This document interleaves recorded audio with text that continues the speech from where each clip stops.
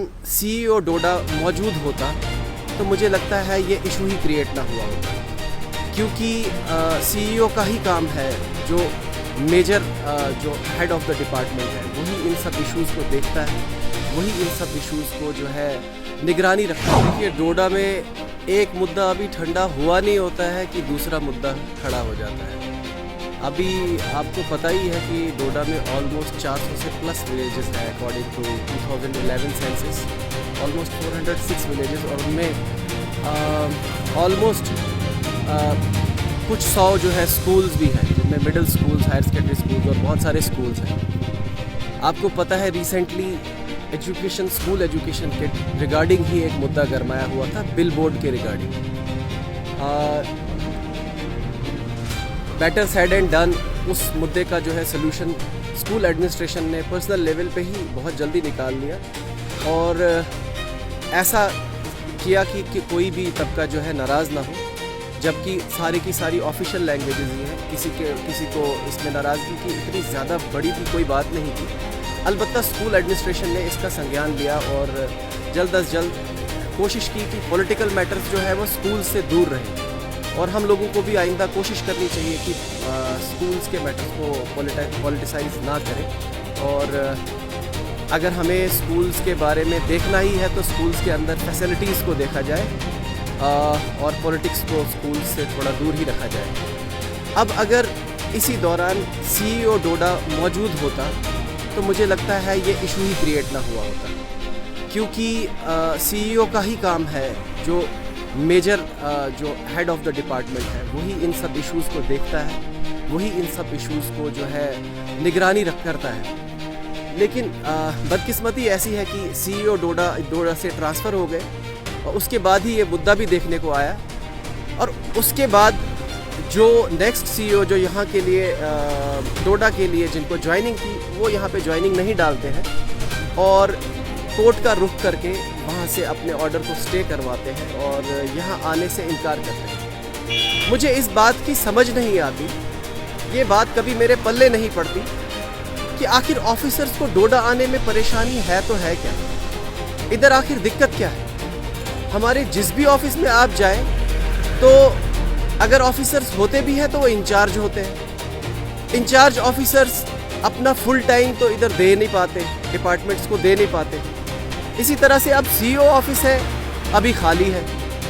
जैसा कि मैंने कहा, कितने सारे स्कूल्स हैं, हंड्रेड्स की तादाद में स्कूल्स हैं, वो तो इस वक्त उनका कोई सरबराह नहीं रहा। आप एक हिसाब से सोचिए कि अगर एक क्लासरूम होता है, क्लासरूम में टीचर ना हो तो बच्चे तो शोर मचाएंगे, हल्ला गुल्ला तो होगा।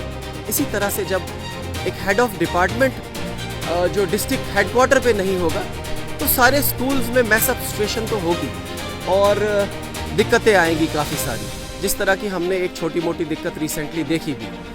तो मुझे बस एडमिनिस्ट्रेशन से इतना मैं गुजारिश करूँगा कि जो ऑफिसर इधर नहीं आना चाहते हैं ठीक है, ना आए, लेकिन जो लाइक माइंडेड हैं, जो इधर जल्दी से जल्दी आना चाहते हैं, तो उनको प्लीज़ इधर ले आएँ और इस तरह का कोई इक़्तिदाम करें कि जो हमारे स्कूल्स हैं, जो हमारा एजुकेशन सिस्टम है, इसको कम से कम नुकसान पहुँचे और बच्चों की एजुकेशन पे किसी किस्म का कोई नुकसान ना हो। देखिए, मैं तो कहता हूँ यहाँ तो बस वो कश्ती चलाने वाली, किसी तरह पार करने वाली बात ही है डोडा में। लेकिन मैं कहता हूँ जब तक एक परमानेंट पोस्टिंग ना की जाए तब तक बेटर है कि चले कोई इंचार्ज ही दे दिया जाए, क्योंकि स्कूल्स की डिमांड्स हैं। किसी को स्पोर्ट्स का जो है सामान चाहिए, किसी को डेस्क चाहिए, किसी को अदर इक्विपमेंट्स चाहिए, और सबसे बड़ी बात, अगर किसी स्कूल में कोई इशू है तो वो कंप्लेंट लेके जाएं तो जाएं किसके पास, जब head of department he available ना हो। तो बेटर है कि जल्दी से जल्दी, इंचार्ज तो हम नहीं चाहते, हम चाहते हैं परमानेंट जो भी आए वो आए, लेकिन एज लॉन्ग एज परमानेंट नहीं आता है तो किसी इंचार्ज को ही तब तक ये थमा दिया जाए जो जिम्मेदारी है, क्योंकि डिस्ट्रिक्ट हेडक्वार्टर है, बहुत सारे स्कूल्स इस पे डिपेंडेंट हैं। जी, मैं वही बोल रहा हूँ कि अगर हेड ऑफ द डिपार्टमेंट यहाँ पर होते तो शायद बॉयज़ हायर सेकेंडरी में ये नौबत ही ना आई हो। लेकिन मुझे कहीं ना कहीं ये चीज़ अच्छी लगी कि इन्होंने जो भी स्कूल एडमिनिस्ट्रेशन थी हायर सेकेंडरी की, उन्होंने इस बात को ईगो पे नहीं लिया, उन्होंने इस बात को सर पे नहीं लिया और लोगों के मुद्दे को समझा। और हर इंसान की अपनी एक प्रेफरेंस है लैंग्वेज की, तो लोगों की इस डिमांड को समझा कि जो ज़ुबान है वो सारी इक्वल है, तो हमें इनको इक्वली ट्रीट करना चाहिए। किसी को एक ज़्यादा प्रेफरेंस और किसी को कम प्रेफरेंस ना देनी चाहिए। काफ़ी जल्दी और काफ़ी अच्छे तरीके से इस मुद्दे को जो है हल किया।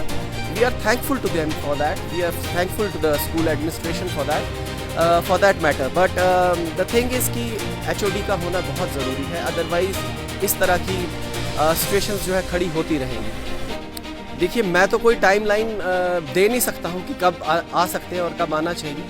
अब ये डिस्ट्रिक्ट डेवलपमेंट कमिश्नर तक भी बहुत डिपेंड करता है, क्योंकि एजुकेशन तो सबसे बड़ा मुद्दा होता है।